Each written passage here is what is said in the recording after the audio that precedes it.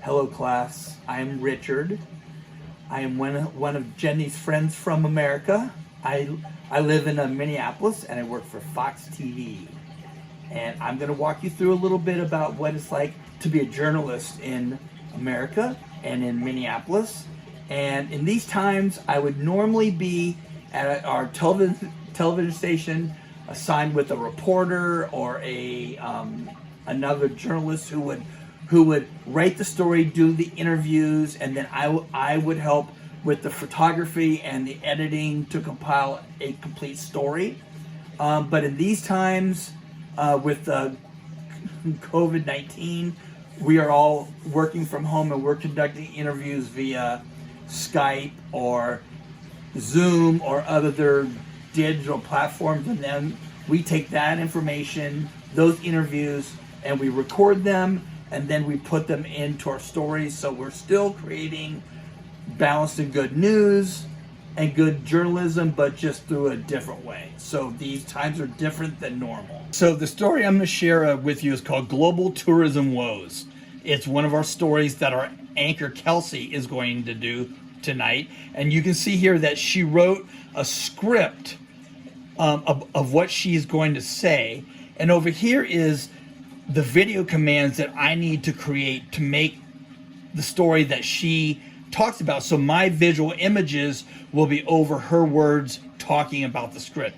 And I also have some notes up here from her saying, please show the best shots of the landscape and the cities from 5 to 7 seconds. Now, I've pulled in all these video images into my editor of things from Iceland, Paris, Venice, Spain, Chicago, etc. that I will be putting into these the segment. So I've done one already here.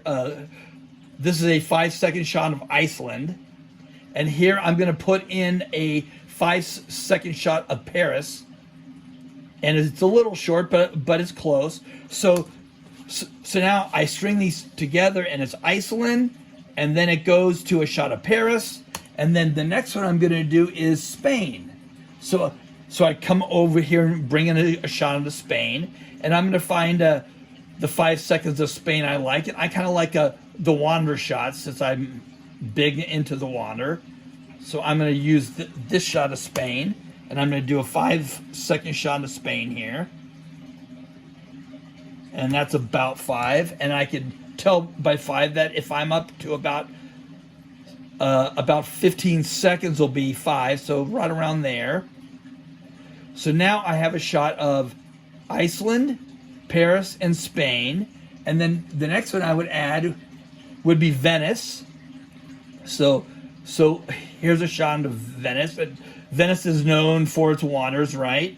So I'm going to take a shot of Venice maybe under the bridge, just to kind of add a fun little visual there. So I'm going to use a shot of Venice with the going under the bridge there. And it's a time lapse, so it goes fast.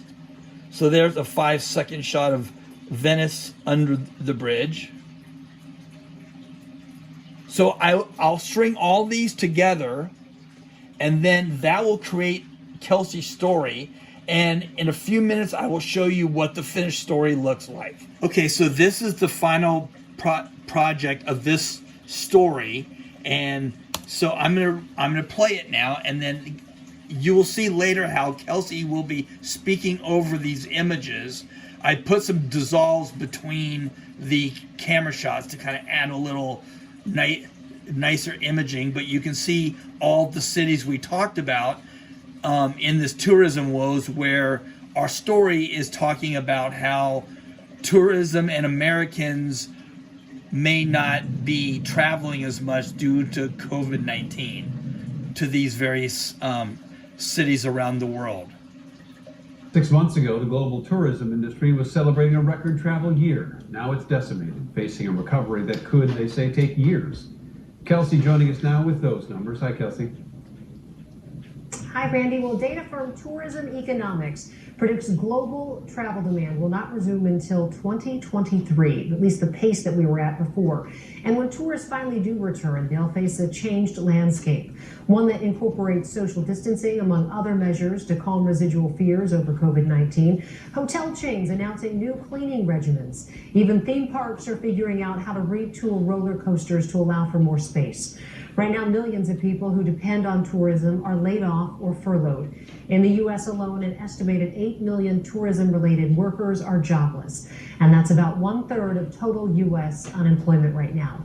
Around the globe, the coronavirus has killed nearly 245,000 people and infected millions more.